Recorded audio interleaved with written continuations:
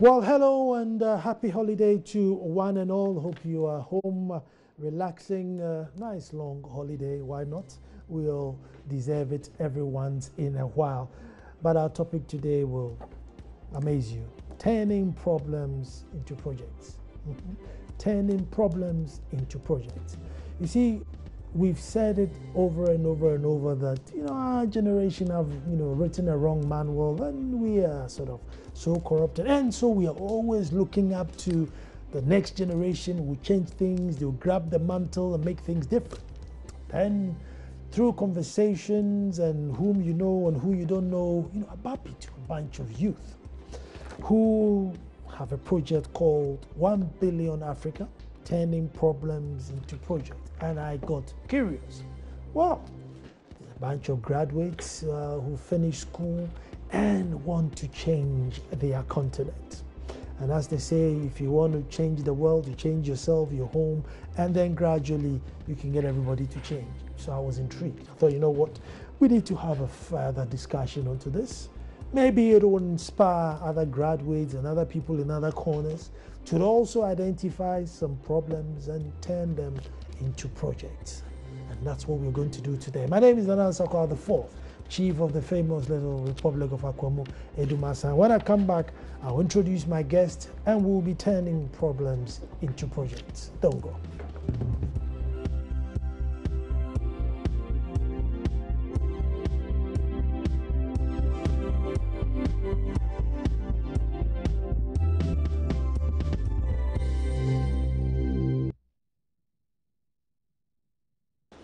Well, thank you very much for staying, and go straight to introduce my guest. Sitting right next to me is Prince Edu Apia, who's the founder, CEO of 1 Billion Africa. It's not 1 billion bauxite, it's 1 billion Africa. Prince, you're welcome. Thank you, Nana. And Thanks then for I have having me. Israel Fuga, head of Advocacy, 1 Billion Africa. And then sitting behind the camera, who's not in front of the camera, is Madeline Oye Ochre, who's also part of 1 Billion Africa. Well, Prince, Nana. what we have? What? Why 1 Billion Africa? Nana, 1 billion Africa because that is how much or how many we think Africa's problems are. And I am most passionate about two things in my entire life, and that is leadership and Africa. And I found myself thinking about the African continent and our challenges way back when I was young. I recall I started asking questions why some children were going to school under trees, what we watched on news, why a single mother is struggling to take care of her child, why children were being sacked out of school because of school fees. And usually at night, I'll find myself thinking about some of these things. And so I remember quite well, it was at age 17 when I went to work in a bookshop that exposed me to a lot of books. So I started reading, and then I discovered our problem was leadership. In fact, from there, I wanted to go and study leadership in college, but you can do that now. And so while I was in school, I was interested in volunteering to villages, just because over there, I would see the problems on the ground.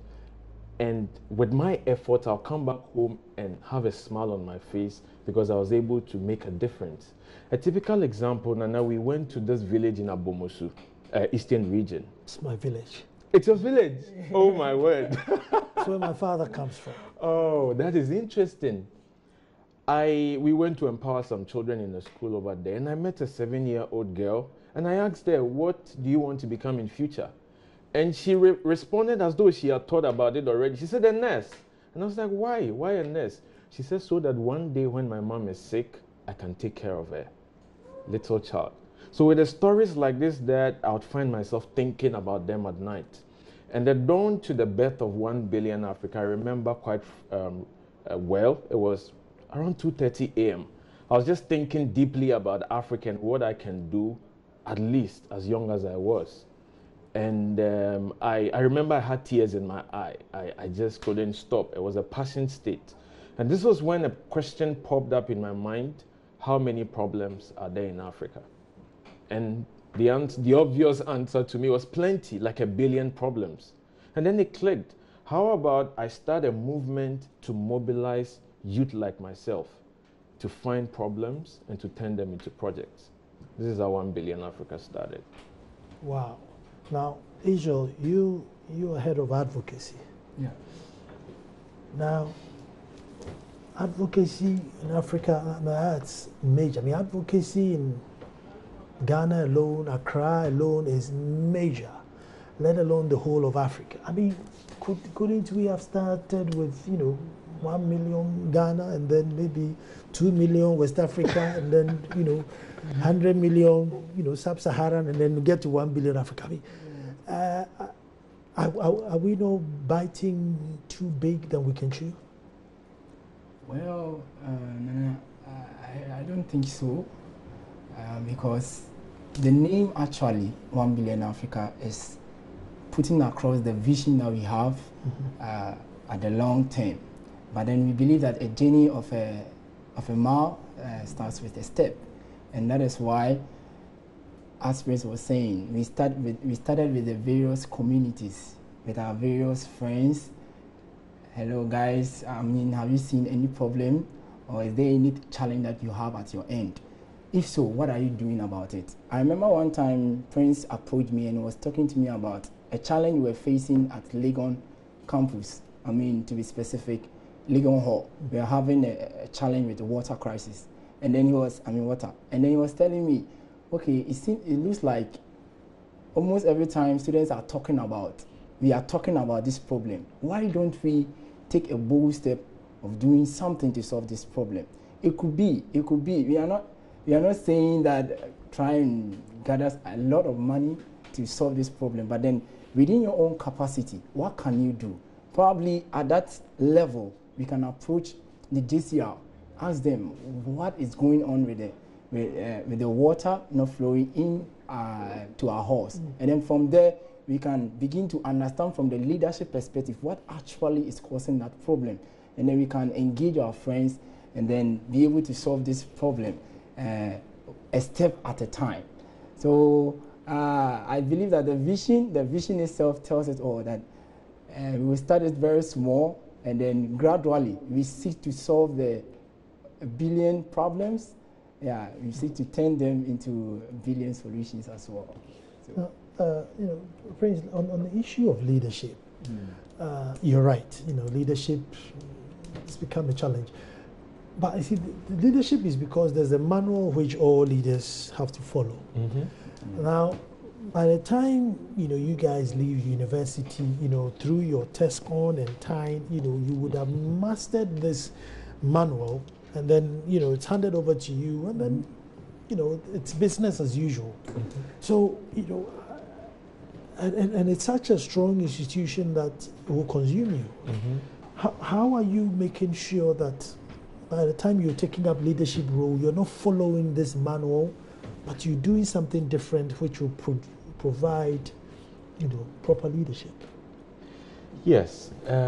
Well, the truth is that, for example, development is not a short-term game, and nothing happens by chance. You don't expect to go through 4 years of school without studying or reading or bothering to watch videos on some great leaders, and then you get up, you maneuver your way to the top, and then we expect you to be a leader that Africa can trust. It doesn't happen that way. And I know with countries like China and Singapore, these people know and are grooming the leaders that will take over. But it looks like in Africa we are expecting things to happen by chance. And so it is up to, what is happening is exciting. For me, I'm an optimist. I choose to look at Africa's glass half full instead of half empty. Okay. I believe that the kind of conversation that is happening, the concern we are showing couldn't have happened 30 years ago. or 50 years ago. And so it is building momentum gradually, which is why it links to the vision of 1 billion Africa. If me, Prince, I understand true leadership, then I influence the people within my sphere. Israel, modeling, all the people, so that now it is them influencing the people around, so that the kind of understanding that I have, they also get it, and gradually when we get to the top, Africa can trust us more. But are people buying into it? Because, you know, we've gotten to a stage where, look, it's me, myself, and now. Am I the one to come and save the world? I mean, am I Superman? Everybody's been there. They've had the nice fare of the cake. They are going on retirement. Why do I have to come and sacrifice? Are people buying into this? Let's work together for one for all for one? Well, probably not at the pace we hope that people would buy into these things. But then, like I said, I believe we are getting somewhere. And a mentor said rightly, Fred Swanika, that development is not a short-term game, and it will take quite a lot of time. One time I was going for a show where I had the chance to be among Uncle Ebo White, and then we were engaging in a conversation, and he said he's happy at what is happening because it is like this person is not satisfied, that person is not satisfied. So it's like sports like that. But then when we get to a critical mass, it will explode. Explode. I hope it will explode positive. Yeah, I hope positive explosion. But so, Mr. Advocacy, Israel. Yeah. So let's say you identify, you know, give some examples of, you know, like areas you identified something and it became a project, you know, so we have an idea. Okay. So, for instance, we started a project called the 1BA Gateway Project. And the whole mindset or the whole concept was around the fact that we realized that there are some of our younger brothers or siblings who are in very deprived communities. And it would be great to give them an opportunity to see the kind of life that we are having. I mean, those in the cities, the good schools you are going. It would be great to expose them, I mean, in the form of an excursion, expose them to what is going on in the cities. Now, by exposing them, we are trying to make them understand in their mindset that they can't get to where we are if only they press on. Yeah, and so I remember that was the first project we did when we started, I mean, as a startup. And we were able to bring some kids, like 10 kids, to University of Ghana. And though what we were doing was very small, at the end of the day, the feedback that came back was that, I mean, the kids really loved the whole thing. Because at the end of the day, now they could tell their friends that we went to University of Ghana, we saw the library, which is on the Ghana CD note. We saw some of the great vice chancellors. We saw the institution that most of our presidents are coming from. And so if these bigger brothers and sisters are there, then some way, somehow we can also get there. And it was a great story for us. It really encouraged us. And I remember it was from that project that we had a number of people trying to buy into the vision and saying, you guys are doing a great job with the little resource you have. You are not letting that limit you, but then you are going on ahead, trying to turn the small problem you are seeing into a solution for some of our younger siblings. Well, let me take a quick break and come back, because I think this is getting more it's getting more interesting. Coming straight back. Well, turning problems into solutions. With me in studio, Prince Edu Apia, who's CEO of 1 Billion Africa, and Israel Fuga, who is the head of Advocacy 1 Billion Africa. Prince, I know you're solving 1 billion problems, but are you doing specifics like maybe health and education, maybe ICT and sanitation, or if it's a problem, then Prince is there? I mean, are you tackling specific problems, or anything that's a problem. Okay. So how are you? What do you guys do? Okay. So currently in 1 billion Africa, we do 3 things. Okay. We run projects, we do advocacy, and then we provide support services. So our project is where within a year, my team and myself, we select a community or two. We focus, we focus we give our attention to those communities, and then we run about 1 or 2 projects. And then advocacy is our voice out there, because we can't solve the 1 billion problems alone. So that's our voice out there to reach more young people, to be change makers within their communities. And our support service model is where young people come to us, and they come to us almost daily. Guys, we are inspired by your vision. We want to do something within our communities, but we don't know how to start. So our support services is more like a consulting, model that helps young people turn problems into projects. But then back to your question on focus. My team and I, for the next 15 years, we are looking at focusing on projects in the first 5 sustainable development goals. And so since we started this is our 4th year actually, and since we started, we have run most of our projects in around education and ICT. And so we have projects that is training orphans, to gain certain skills in ICT, and then we are as well empowering a community like Shidium in the Brongahafo region, promoting quality education over there, increasing enrollment, and so on and so forth. I see. So at the moment, it's education and an ICT. That's right.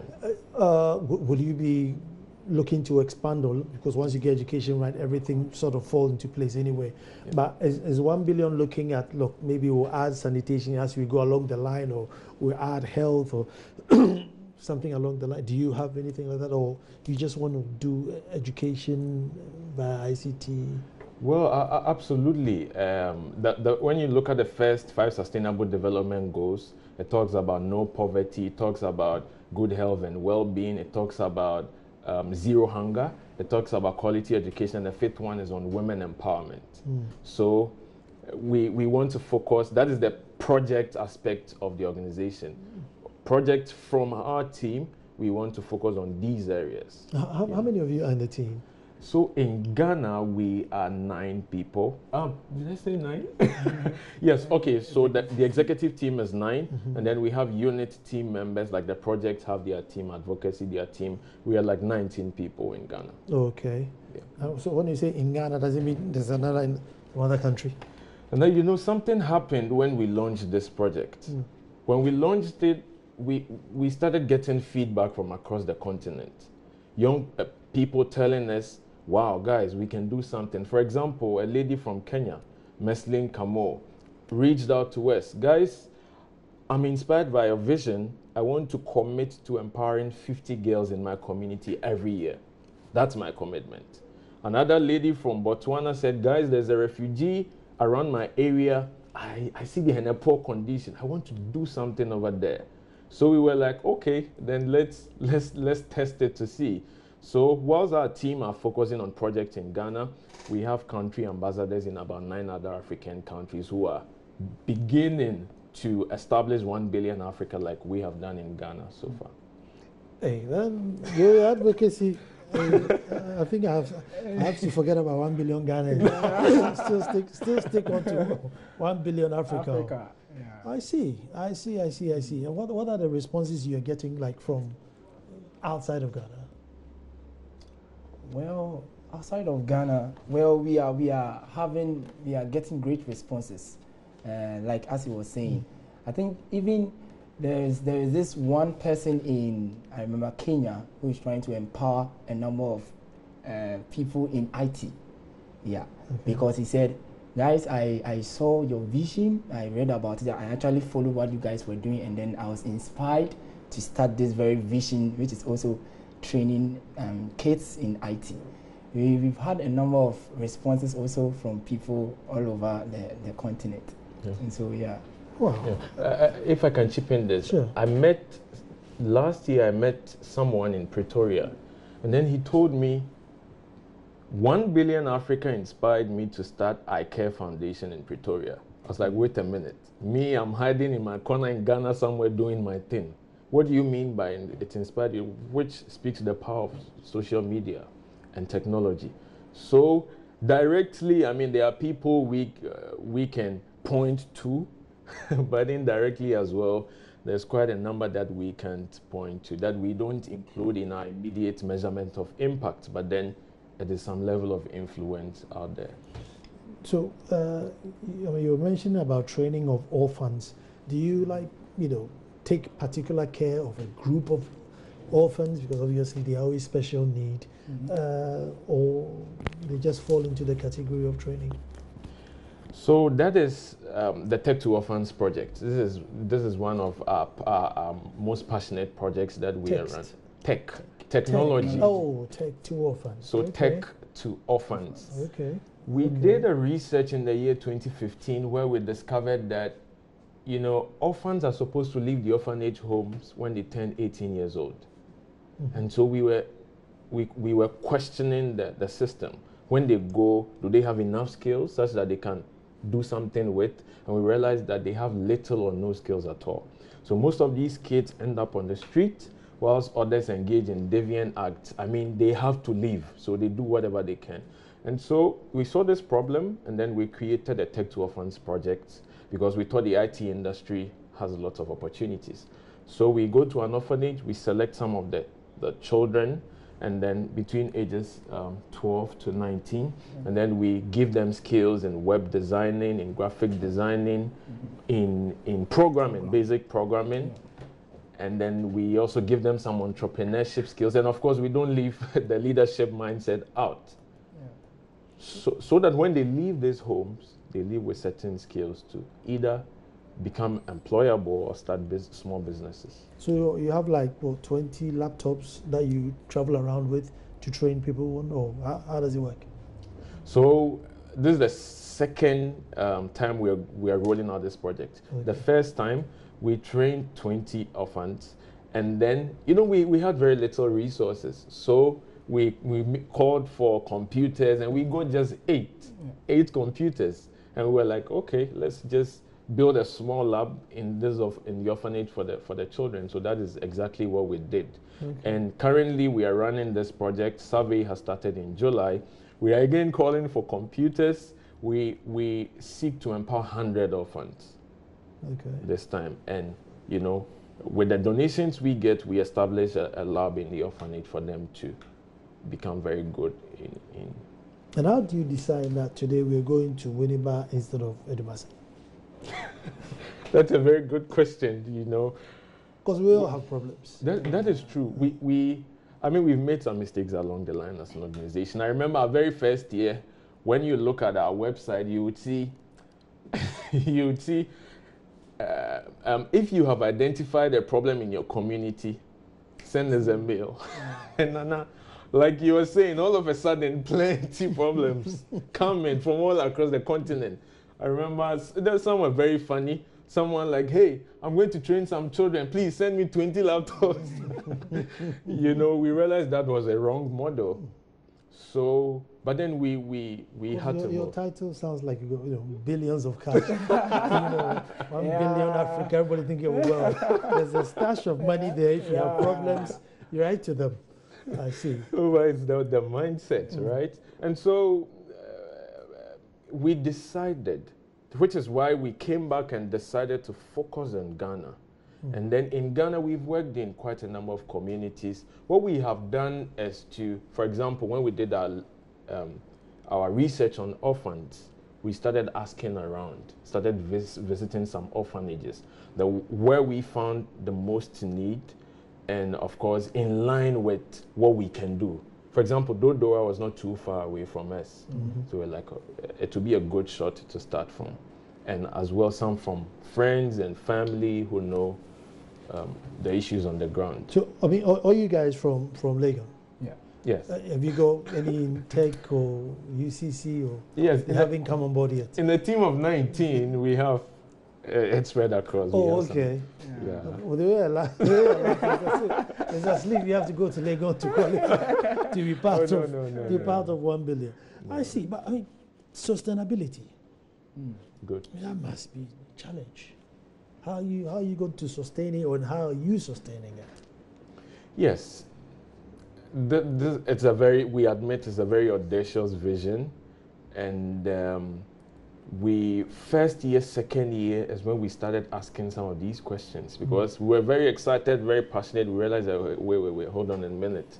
Let's look at structure. Let's look at all these things. So we were fortunate to get some international advisors who started pumping, some counseling here and there. Like, guys, let's look at things very critically. And so I remember our first or second year, we were in 5 communities running exciting projects. Of course, we realized some level of impact. But then as we were growing, we realized that, okay, let's just focus on the community so that we can measure what we are doing over there. For example, in Subirisu 2014, we started a project, Go Empower Schools, that helped increase enrollment by 40% in the community. Now the Queen Mother and the community leaders called us back to build on that project. And so this year, for example, we are building a learning center with a library, ICT facility, and study room in that particular community. And we are going to be there for some time, to ensure whatever we are doing is sustainable. For example, this learning center will be handed over to the community. They are committing a staff to sustain the place. So, you see, yeah. Are there results that, you sit in your meeting and say, look, in Subirisu or in Fridiem or somewhere, look, out of the 5 children we train, 3 are here or 2 are there. Something which makes you think, look, it's worth carrying on. Or, sometimes you go and nothing happens, but you just have the spirit of, I won't give up. So are you working with the spirit of, I won't give up, or you're working with spirits of, look, no, we have, A did well, B did well, C did well, where are we now in terms of, energy to forge forward? Okay, yes, so that is speaking about the result and the impact. I would say a bit of both. A bit of both because, it takes time to realize very significant impact. Like you're saying, you're able to ensure that 50 girls are now in the university or something like that. We are measuring that in the tens. For example, we trained 20 orphans and 10 of them were good. We handed them certificates that, we believe they're able to do something with the skills, right?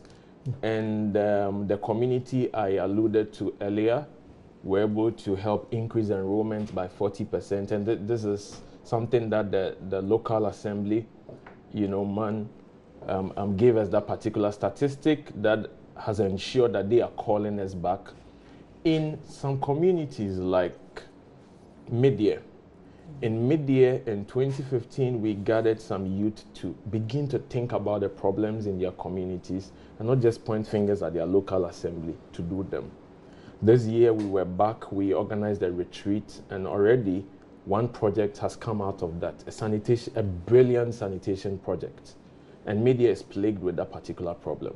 So we can point that and say that, wow, this has come out as a result of our effort in that particular community. And advocacy, what are your challenges? You see, because there are certain things which are so basic. You never would have thought you would have to tell, quote unquote, a human being or teach them to do this. I'll give you one example, like, a woman who would just fetch water straight from the river and give it to a day-old baby. Nothing tells her, look, let me boil this water, filter it, just say, nothing. Sometimes if you're coming from a different side of the world, you just think that by all means, a human being should be able to reason, about this. Yeah. Maybe his issue would be, how much should I boil the water or how much should I filter it? But as to not boil it at all, there are 25% of, women who don't have a clue. So, in your advocacy, what are some of the challenges you face and how do you get to the people? Okay, Nona, thank you for this great question. I would want to pick it from one angle. You know, when I was in GHS, I once visited a friend and who was having a chat with the father, and he was telling the father, "Oh, Daddy, I want to go to town. Can you just give me some money?" I mean, they were just talking on that casual social level, and I never knew that, because from my background, it becomes very challenging when you want to sit with your dad and talk on a social level, I mean, on a casual way. And so when I saw that, I was like, oh, wow. And I put him aside. After they had finished talking, I asked him, why are you talking with your father in that manner? No, you shouldn't talk to your dad in that manner, because from the way, the environment I've been exposed to, and the attitude I have built over the years, I've been trained not to speak with my dad in a very casual manner. So one of the challenges, the key challenges we are faced with, is that because of the environment people find themselves in, their customs, they've built this mentality, this attitude that makes it very difficult for them to be able to turn that particular problem into a project. And so what we believe is that we need to expose them by just sharing. Probably they are not educated, they don't have that awareness. Yeah, they don't have that awareness. Personally, I never knew that in some part of the world, when you want to buy fuel, they don't necessarily have to put a personnel there. They just put the machine there. And with the way you have been trained, you need to make sure that after you have taken your fuel, you slot in some coins, you pay. Because you know that this money is at the end of it, or is going to affect the economy, including my children and even children yet to come. So if you have that kind of mindset, it helps you patronize in what the nation is trying to bring across. And so one main challenge we are faced with is the attitude. And so we go around it by creating the awareness, telling them, educating them that, hey, you are giving birth so much, and these number of children you are bringing up, do you have the resources to cater for them? Do you know the effect having more children above your capacity can have on your life, on your community, and even to the entire nation? And so that's what we do at that very level, when we understand that people have that attitudinal problem. And so we just create that awareness. Another thing we are also doing is that we are trying to engage the youth, because we understand that the youth must play a key role, especially in Africans' problem at the moment, because we do understand that many more of the population in Africa, their ages is within the age range. 40%. Yeah, the youth under 15. Yeah, and so it has become very eminent. It's very daring that the youth must be engaged in solving their own problems, and that's what we do. One way we have been doing that by using our IT level, our IT capacity, is by organizing online interactive forums where we tend to bring on board some of the social entrepreneurs, or even entrepreneurs across Africa, the young ones, the young entrepreneurs, and then we engage them. Share your knowledge, what you've been through, what you've been able to do, what did you do to go around that particular situation you faced in your country? What did you do? Because believe you me, as you are sharing, there are many out there who are challenged with the same problem. And as you are sharing with them, they understand that they are at your level, the age range. And so if you were able to do this, then definitely, me too, I can do that. So that's one of the ways. I'm going to go to a break, and then Fuga, I'll come back to you, because I want to find out how you go through the town. Is it like through the chief, through the priest, through the teacher? Because you can't just come and then all of a sudden they call and say, hey, stay tuned, we're coming straight back.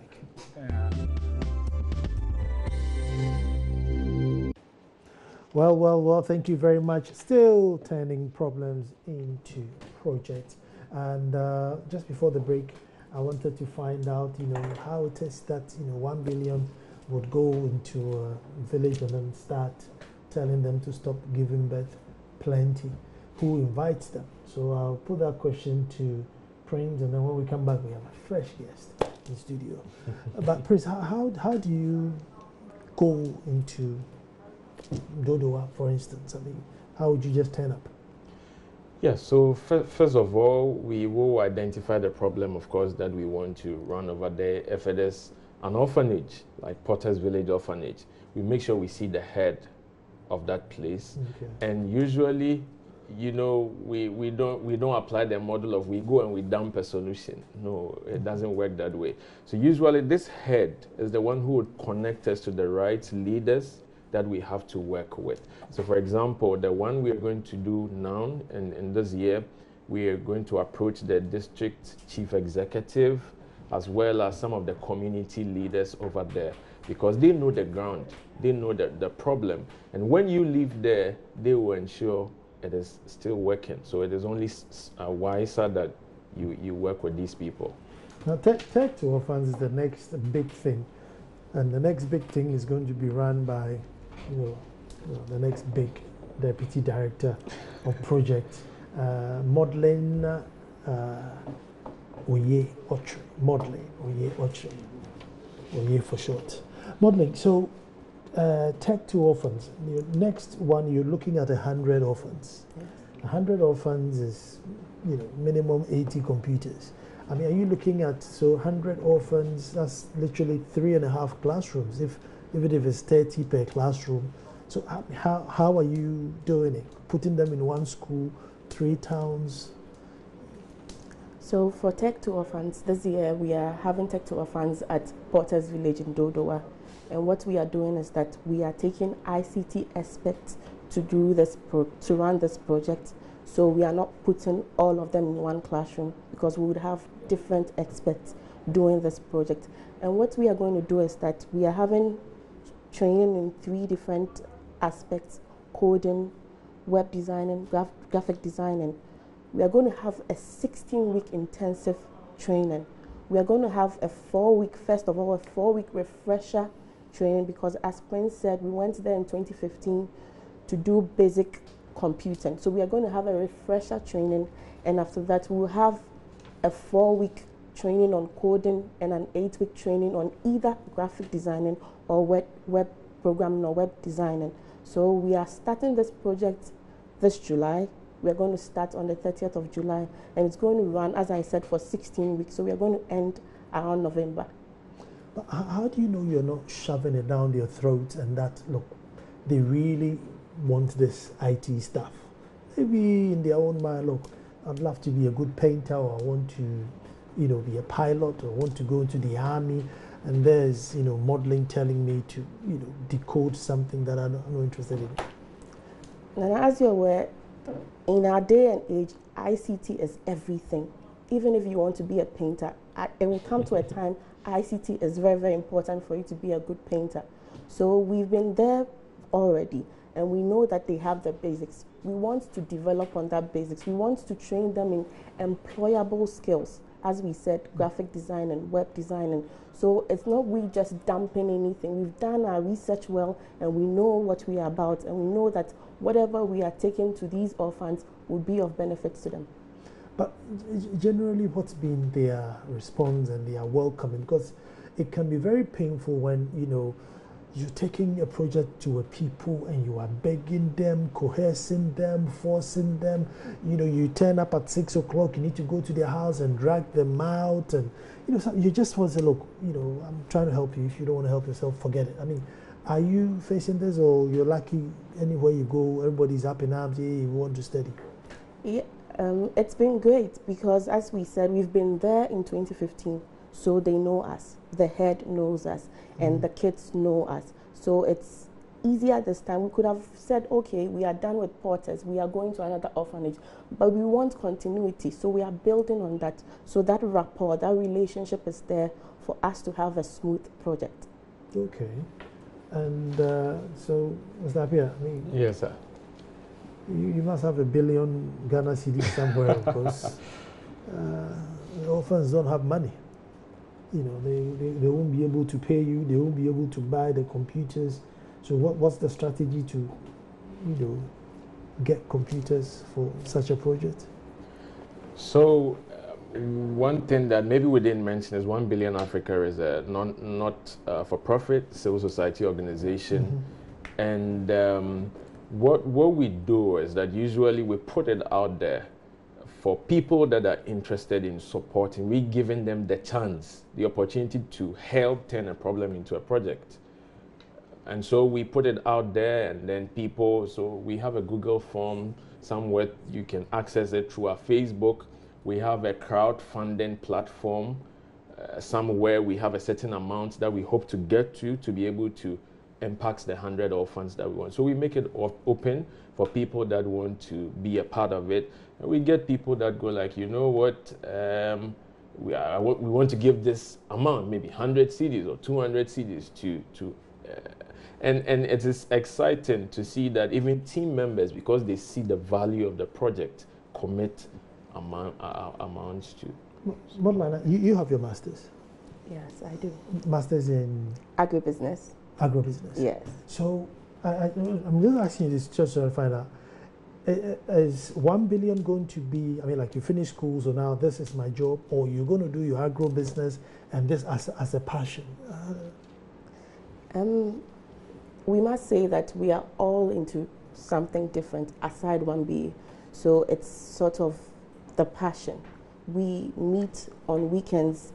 And one thing I learned from 1B is that we have 24 hours in a day. At least you can spend 2 hours of that time into doing something for 1B. So that's our passion, and we are working towards it. Aside that, we have our own jobs we are working on. So it's sort of our passion. We want to see problems being turned into solutions or being turned into projects. So that's our passion. Prince, so I mean, the same goes to you. I mean, what did you major in? I have an IT background. I studied computer science. Okay. Yes. And so you'll be doing your computer science business, and then this as a passion to help save the world? Well, for me, I see 1 billion Africa as a ministry. In fact, if Nana, you had to ask me, Prince, what is the one thing you want to do before you leave the surface of the earth? I'll just point to 1 billion Africa. But you know, you have to pay the bills. 1 billion Africa has not gotten there yet. You have to take care of yourself. So currently, I would say I do 80-20, 1 billion Africa 80, and IT consulting 20. If anybody wants to inquire or ask for more details, or maybe they've identified a problem in their community, what number should they call? Well, so they can, first of all, Google us up, 1 billion Africa. That is number one, not ONE. So 1 billion Africa, they can Google it, or they can visit our website, www.1billionafrica.org. They can reach out to us through this number, 0245 762288, 0245 762288. Or those that love to email, they can email prince.appear@1billionafrica.org. Well, you heard it here, and I hope that youth, one and all, the younger generation, will not be like us. As for us, our motto is me, myself, and I. We don't care about how many problems there are. So far as my problems are solved, it's done. But that's what's coming back to bite us all. If I help to make the world a better place and you help to make a better place, then we all live in a better place. So I say kudos to Prince, to Israel, to Modline for trying to make the world a better place. And I hope many youth will join. Tomorrow we're back to do this all over again. And thank you very much for joining in. Guys, thank you very much. Thank you for having us. Keep up the good work. Thank you.